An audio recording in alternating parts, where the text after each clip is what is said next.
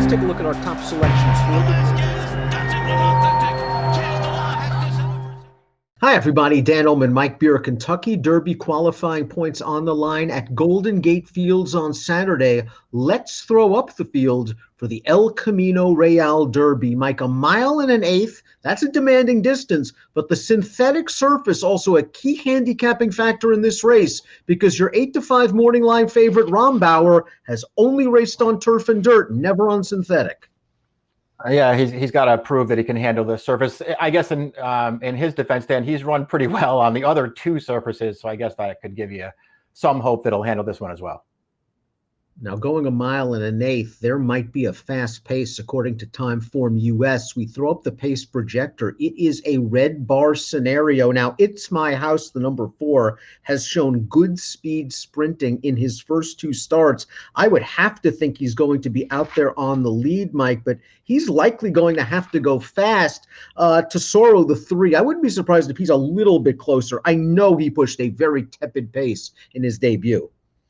Yeah, he's only got 1 start to work with, and it wasn't a fast-paced race, so we'll see how forward he can get in here, and then we'll just see how fast they go, Dan. Obviously, this scenario right here is probably what the morning line favorite Rombauer is hoping for.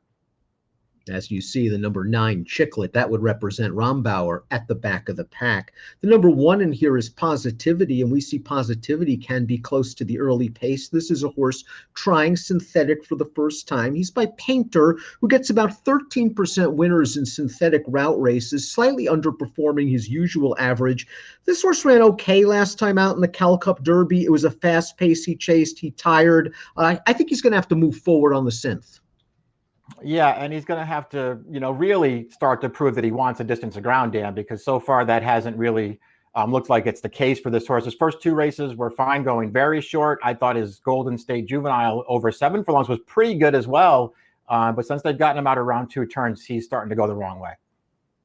Fascinating breeding for the number 2 Waspirant. The Damn Life is Sweet won the Breeders' Cup Distaff when it was known as the Ladies Classic on the old Pro Ride synthetic surface at Santa Anita. Sounds like a horse that might be ready for a synthetic surface. But Union Rags, while a very good sire, doesn't do well on turf and only wins 5% of synthetic routes. I wonder how Waspirant's going to handle the synth. Yeah, I do too. And especially when you consider that, he just really has to improve if he's going to be a factor in this race. And so we'll see the Union Rags is a little bit of a drawback. Obviously, on the Dam side, he's supposed to love this surface. So we'll see what happens.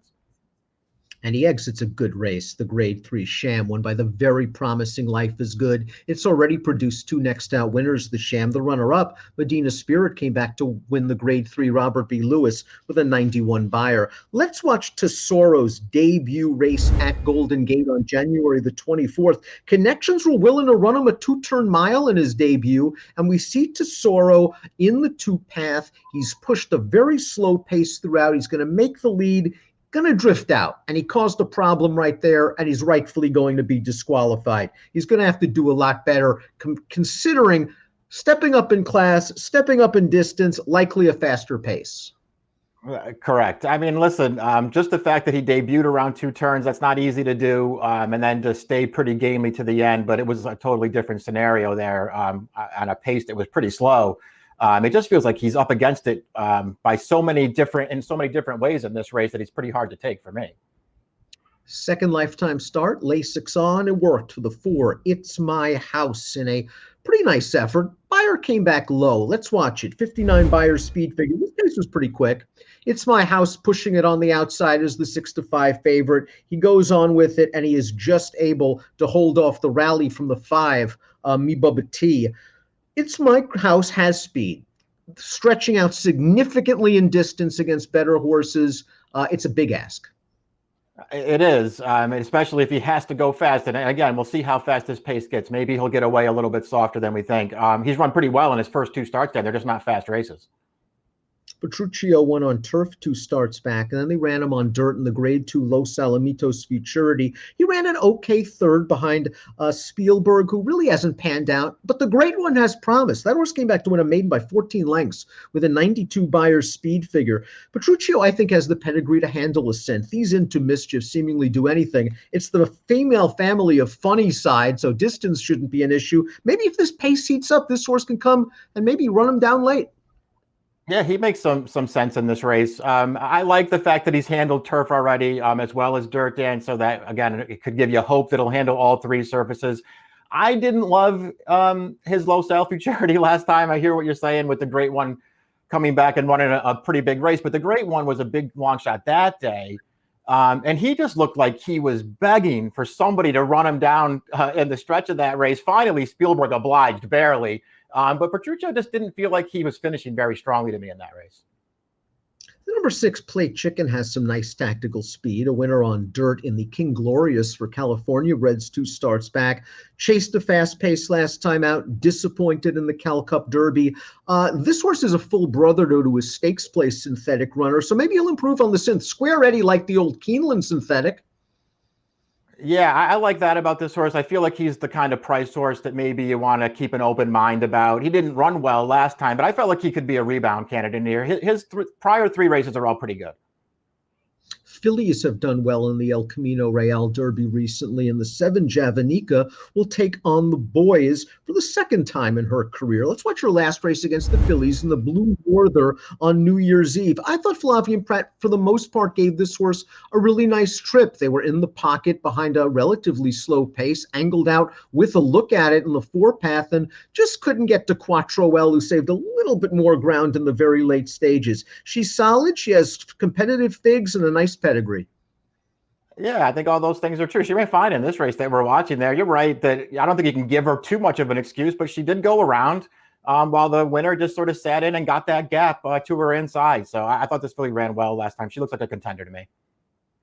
Lasix did the trick last time for the 8 Governor's Party, who won a $50,000 starter allowance. Let's watch that race right now. There was not a lot of pace on in this one. And Governor's Party sat just off. We see him in the red cap and sort of the purple noseband, and he's just going to grind this out. A Buyer speed figure of 52, though, isn't going to do it.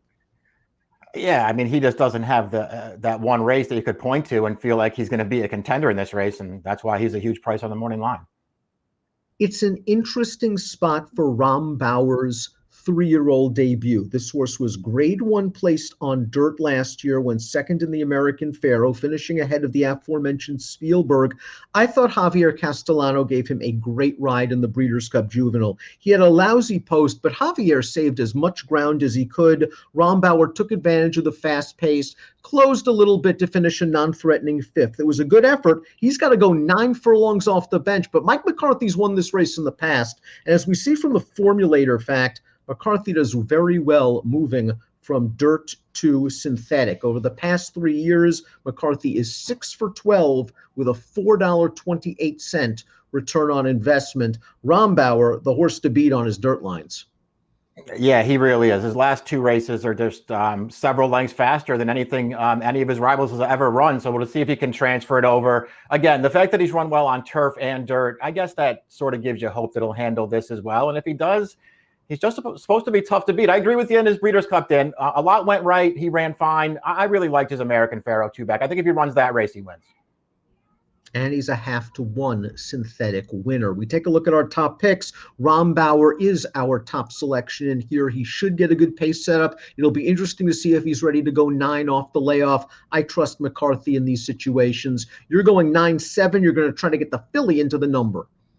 Yeah, I just feel like Rombauer is probably the right horse in here, and I couldn't find anybody to bet against him with. I think the filly will run well here, Dan. We'll see what she does.